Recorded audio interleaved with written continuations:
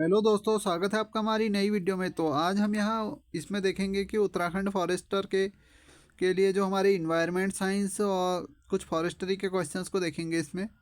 और यदि आपने हमारा चैनल सब्सक्राइब नहीं करे तो सब्सक्राइब कर सकते हैं, और टेलीग्राम ग्रुप से जुड़ना चाहते हैं तो उसका लिंक डिस्क्रिप्शन में दिया है। तो आइए शुरू करते हैं। तो इसमें पहला प्रश्न है कि हमारा जैव विविधता यानी बायोडाइवर्सिटी शब्द का सर्वप्रथम प्रयोग किसने किया। जैव विविधता को बायोडाइवर्सिटी बोलते हैं। तो इसका सर्वप्रथम प्रयोग किसने किया था, तो रोजन ने नाम के जो एक साइंटिस्ट थे, इन्होंने इसका प्रयोग किया था प्रथम। फिर हमारा किसी जीव जाति की प्रति इकाई क्षेत्र संख्या क्या कहलाती है। यानी कोई भी हमारी स्पीसीज है उनकी प्रति इकाई क्षेत्र संख्या को हम जाति प्रचुरता बोलते हैं। तो ये सही होगा इसका। फिर है हमारा गामा जैव विविधता को निम्नलिखित में से किसके अन्य नाम से जाना जाता है। यानी गामा बायोडाइवर्सिटी को किसके नाम से जाना जाता है, ये पूछा है। तो इसका जो सही आंसर होगा वो होगा हमारा ऑप्शन नंबर सी, क्षेत्रीय जैव विविधता। यानी एरियल जो बायोडाइवर्सिटी होती है इसी को गामा जैव विविधता कहा जाता है। फिर हमारा पश्चिमी घाट पर उपस्थित उभयचरों की प्रजातियों में जैव विविधता पूर्वी घाट पर उपस्थित उभयचरों से अधिक होती है। यह किस प्रकार की जैव विविधता का उदाहरण है। तो इसे बताना है हमें ये किस प्रकार की जैव विविधता है। तो इसका ऑप्शन नंबर बी होगा, जातीय विविधता। क्योंकि पश्चिमी घाट जो होता है, यहाँ वेस्टर्न जो घाट है, यहाँ हमारी जैव विविधता यानी बायोडाइवर्सिटी जो होती है सबसे ज़्यादा है, और यहाँ अलग अलग प्रकार के जीव जाति पाई जाती हैं, इसलिए इन्हें जातीय विविधता कहा जाता है। फिर अगला देखेंगे कि उष्णकटिबंधीय क्षेत्रों में अधिक जैव विविधता पाए जाने का मुख्य कारण क्या है। तो अगर जैव विविधता के बारे में आएगा तो हमें दो चीज़ें याद रखनी कि एक तो हमारे वेस्टर्न घाट जो होती हैं वहाँ सबसे ज़्यादा बायोडाइवर्सिटी होती है। नंबर दो होते हैं ये उष्णकटिबंधीय क्षेत्र। तो जो उष्णकटिबंधीय क्षेत्र होते हैं यहाँ भी बायोडाइवर्सिटी बहुत ज़्यादा होती है। तो इसके कारण क्या है पूछा है। तो इसका जो कारण होगा वो होगा हमारा ऑप्शन नंबर सी, अधिक स्थायी वातावरण। अधिक जो स्टेबल वहाँ का इन्वायरमेंट है, इसके कारण वहाँ ज़्यादा बायोडाइवर्सिटी होती है। फिर हमारा भूमध्य रेखा से ध्रुवों की ओर जाने पर जैव विविधता घटती जाती है। इस प्रक्रिया को क्या कहते हैं। तो इसे क्या बोलते हैं बोला है। तो इसे अक्षांशीय प्रवणता बोलते हैं। अक्षांशीय प्रवणता बोलते हैं इसे। क्या होती है, क्वेश्चन पूछा जाता है कि भूमध्य रेखा से जब ध्रुवों की ओर जाते हैं, यानी जो हम इक्वेटोरियल से पोल की ओर जाते हैं, तो हमारी बायोडाइवर्सिटी घटती है। तो इस प्रक्रिया को क्या कहते हैं, तो अक्षांशीय प्रवणता बोलते हैं इसे। फिर हमारा जैव विविधता की क्षति का कारण क्या है। तो जैव विविधता की क्षति का कारण क्या है, तो ये सभी हैं, आवासीय क्षति, अतिदोहन, सह विलुप्तता। तो ये सब इसके कारण है जैव विविधता के। जैव विविधता की क्षति के यानी उसकी कमी आ रही है। जैव विविधता मतलब बायोडाइवर्सिटी, यानी जितने ज़्यादा जीव होंगे बायोडाइवर्सिटी उतनी ज़्यादा होगी। और ये कम क्यों हो रही है, तो उसके कारण पूछे थे। फिर अब वन्य जीव सप्ताह कब मनाया जाता है। तो काफ़ी फेमस है हमारा वाइल्ड, जो भी हमारे वन्य जीव होते हैं यानी वाइल्ड एनिमल, इसको वीक बोलेंगे। तो ये कब मनाया जाता है पूछा है। तो इसका जो सही आंसर होगा वो होगा हमारा ऑप्शन नंबर डी, 1 अक्टूबर से लेकर 7 अक्टूबर तक वन्य जीव सप्ताह मनाया जाता है। फिर अगला देखेंगे IUCN के स्थापना वर्ष। तो IUCN बहुत इंपॉर्टेंट हमारा इंस्टीट्यूट है या संस्था है जो भी है। तो ये हमारा क्या करता है, ये जो रेड डाटा बुक होती है ये भी इसी का मतलब जो निर्गत करता है या निकालता है, ये IUCN ही निकालता है इसे। तो इसका स्थापना वर्ष कब हुई थी पूछा है। तो इसकी जो स्थापना हुई थी ये 1948 में हुई थी। फिर अगला देखेंगे पेरियार राष्ट्रीय उद्यान का मुख्य जंतु है। तो ये बहुत बार हमने पिछली वीडियो में भी देखा है। जो पेरियार राष्ट्रीय उद्यान है ये हमारे केरल में स्थित है, और यहाँ का जो मुख्य जंतु है वो हाथी है हमारा। 10वें का जो होगा वो हमारा ऑप्शन नंबर बी होगा, हाथी। फिर अगला देखेंगे कि नंदकानन प्रणाली उद्यान किसके लिए जाना जाता है। तो जो नंदकानन वाला है ये किसके लिए जाना जाता है पूछा है। तो ये हमारा होगा, इसका होगा सफ़ेद बाघ। जो नंदकानन प्रणाली उद्यान है सफ़ेद बाघ के लिए फेमस है। फिर है हमारा कि कान्हा राष्ट्रीय पार्क किसके लिए प्रसिद्ध है। तो कान्हा जो है हमारा मध्य प्रदेश में है, और ये किसके लिए प्रसिद्ध है पूछा है। तो ये ऑप्शन नंबर सी, बाघ के लिए प्रसिद्ध है कान्हा राष्ट्रीय पार्क। फिर हमारे देश का पक्षी विहार है। तो हमारे देश का पक्षी विहार कौन सा है। तो भरतपुर में है पक्षी विहार। फिर है भारतवर्ष का सबसे जो हमारा है, इसका ऑप्शन नंबर बी सही होगा, तारापुर। भारतवर्ष का सर्वश्रेष्ठ जो एक्वेरियम है ये हमारा तारापुर मुंबई में है। फिर अगला देखेंगे कि कान्हा राष्ट्रीय उद्यान किस राज्य में स्थित है, तो ये मध्य प्रदेश में है। तो हमने पिछली वीडियो में भी देखा है, ये मध्य प्रदेश में है। फिर हमारा दुधवा राष्ट्रीय उद्यान किस राज्य में स्थित है, तो जो दुधवा राष्ट्रीय उद्यान है हमारा option number B Uttar Pradesh में स्थित है, यूपी में फेमस है वहाँ ये। भारत में सर्प उद्यान, तो सर्प उद्यान कहाँ है, तो ये चेन्नई में है। सर्प यहाँ सांपों के लिए जो उद्यान है ये हमारे चेन्नई में स्थित है। केरल का शांत घाटी किसके लिए प्रसिद्ध है, यानी जो साइलेंट वैली है हमारी ये केरल में है। और ये किसके लिए फेमस है पूछा है, तो ऑप्शन नंबर डी दुर्लभ वृक्षों के लिए फेमस है। यहाँ बहुत ही दुर्लभ हमारे पेड़ पाए जाते हैं। फिर अब भारत में बनने वाला प्रथम राष्ट्रीय उद्यान है, तो अभी हमारे उत्तराखंड में है जिम कॉर्बेट, ये हमारे उत्तराखंड में ही है। फिर अगला देखेंगे सुंदरवन राष्ट्रीय उद्यान कहाँ स्थित है, तो ये हमारे ऑप्शन नंबर डी होगा पश्चिम बंगाल में। हमने पहले वीडियो में भी देखे हैं कुछ, तो वेस्ट बंगाल में है। निम्नलिखित में से कौन सी संरक्षण विधि स्वस्थानीय प्रकार की है, तो इसका जो सही आंसर होगा वो होगा हमारा ऑप्शन नंबर बी राष्ट्रीय उद्यान। फिर अगला देखेंगे हम कि जैवमंडल आरक्षित क्षेत्र के किस भाग में सीमित मानवीय क्रियाओं की अनुमति होती है, यानी बायोस्फीयर जो रिजर्व होते हैं हमारे, तो उसमें किसकी अनुमति होती है पूछा है, तो उस वहाँ ऑप्शन नंबर सी प्रतिरोधक बफर क्षेत्र इसकी अनुमति होती है। फिर अगला देखेंगे कि भारत में कुल जैवमंडल आरक्षित क्षेत्रों की संख्या कितनी है, यानी जो हमारे बायोस्फीयर रिजर्व हैं ये कितने हैं पूछा है, तो इसके जो सही आंसर होगा ऑप्शन नंबर डी 18 जैवमंडल आरक्षित क्षेत्र हैं। फिर है नंदा देवी, ये नंदा देवी बायोस्फीयर रिजर्व हमारे उत्तराखंड में स्थित है, तो ऑप्शन नंबर ए इसका उत्तराखंड होगा। फिर आरक्षित जीवमंडल की अवधारणा किसने विकसित की थी, तो इसका जो होगा ऑप्शन नंबर ए MAB ने इसकी इस अवधारणा प्रस्तावित की थी। फिर मानव एवं जैवमंडल परियोजना यानी यूनेस्को द्वारा प्रारंभ की गई, तो ये कब प्रारंभ की गई थी पूछा है, तो ऑप्शन नंबर बी 1971 में होगा। 1971 में ये प्रारंभ की गई थी। फिर हमारा रणथंभौर राष्ट्रीय उद्यान है, तो ये कहाँ है ये पूछा है, तो ऑप्शन नंबर बी राजस्थान में है।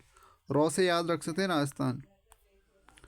फिर अगला देखेंगे राष्ट्रीय उद्यान में क्या संरक्षित किया जाता है, तो जो राष्ट्रीय उद्यान है होता है वहाँ हमारा ऑप्शन नंबर डी पौधे और जंतु दोनों को संरक्षित किया जाता है, यानी जो फ्लोरा एंड फ्योना बोलते हैं जिन्हें, पौधे और जंतु।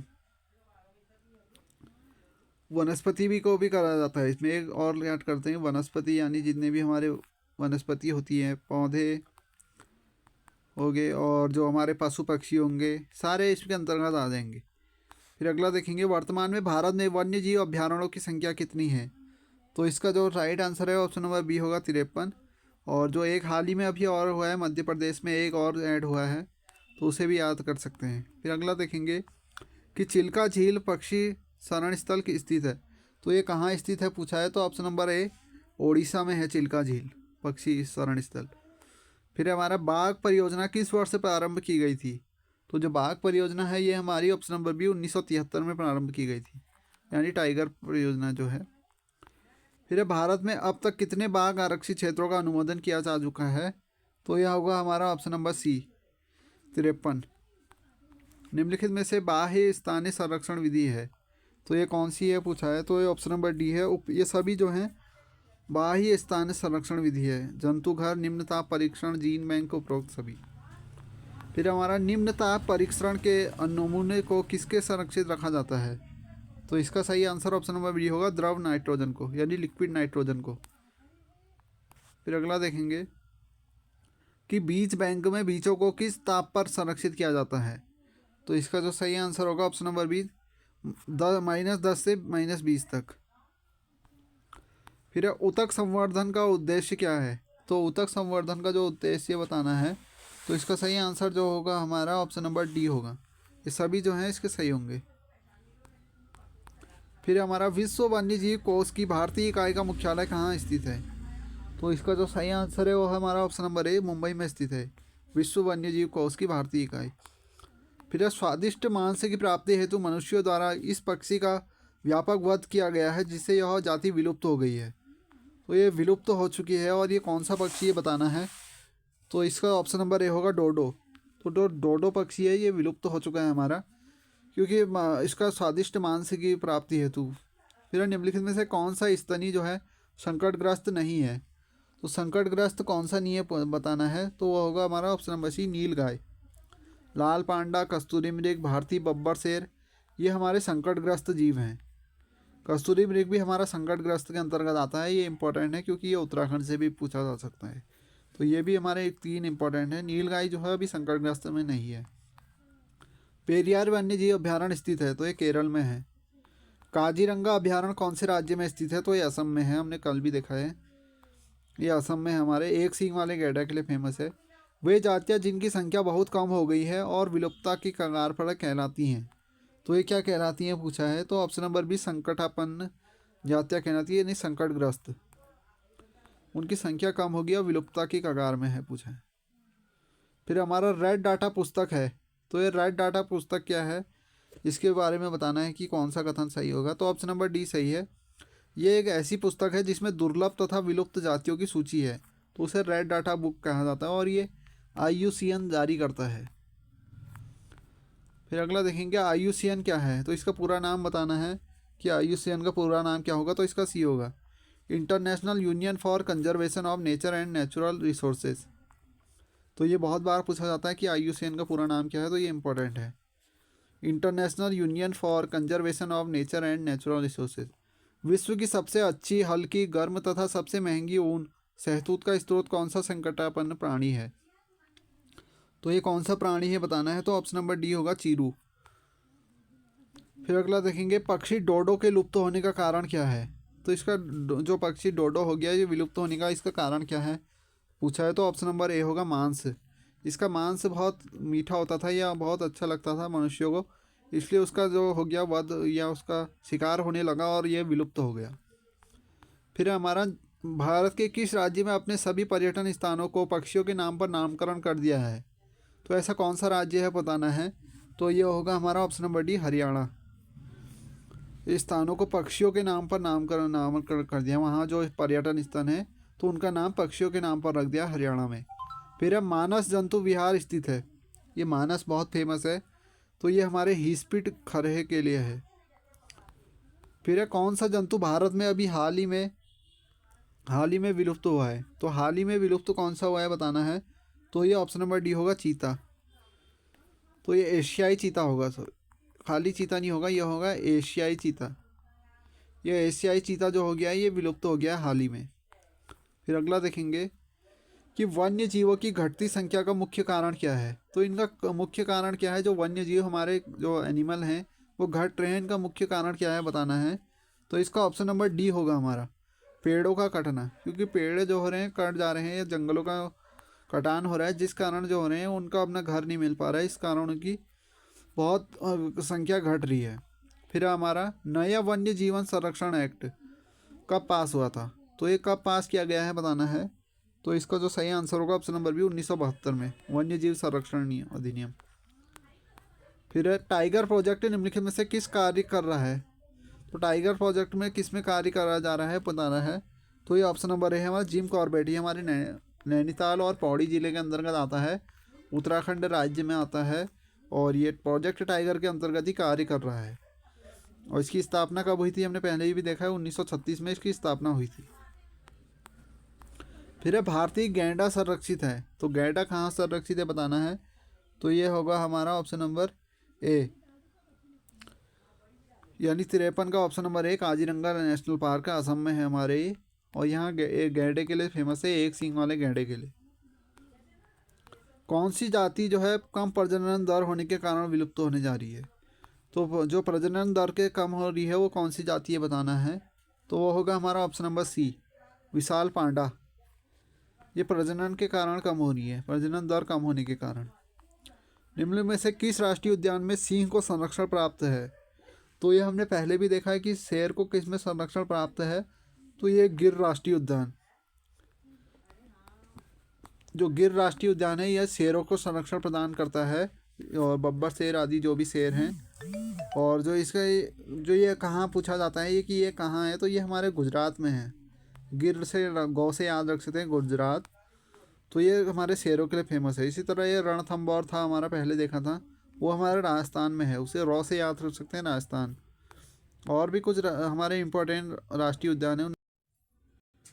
जैसे हमारा वांदूर राष्ट्रीय उद्यान है, ये अंडमान निकोबार में है। और नामथापा राष्ट्रीय उद्यान अरुणाचल प्रदेश, काजीरंगा मानस असम में हो गया, छत्तीसगढ़ इंद्रावती राष्ट्रीय उद्यान छत्तीसगढ़ में, गिर राष्ट्रीय उद्यान जो है गुजरात में, कच्छ ये हमारा मारिन राष्ट्रीय उद्यान, और हरियाणा में हमारा सुल्तानपुर राष्ट्रीय उद्यान, हिमाचल प्रदेश में ग्रेट हिमालयन राष्ट्रीय उद्यान, जम्मू कश्मीर में दासीगम, और कर्नाटक में बांदीपुर राष्ट्रीय उद्यान, केरल में पेरियार, मध्य प्रदेश में बांधवाड़, कान्हा, पन्ना, महाराष्ट्र में नवेगांव, और उड़ीसा में नंदकानन, राजस्थान में हमने रणथंभौर देखा था, और उत्तर प्रदेश में दुधवा, पश्चिम बंगाल में हमारा सुंदरवन। तो ये काफ़ी फेमस राष्ट्रीय उद्यान है जो एग्ज़ाम में पूछे गए हैं। तो थैंक्स फॉर वॉचिंग, मिलते हैं अगली वीडियो में, तब तक के लिए good bye, please subscribe my channel.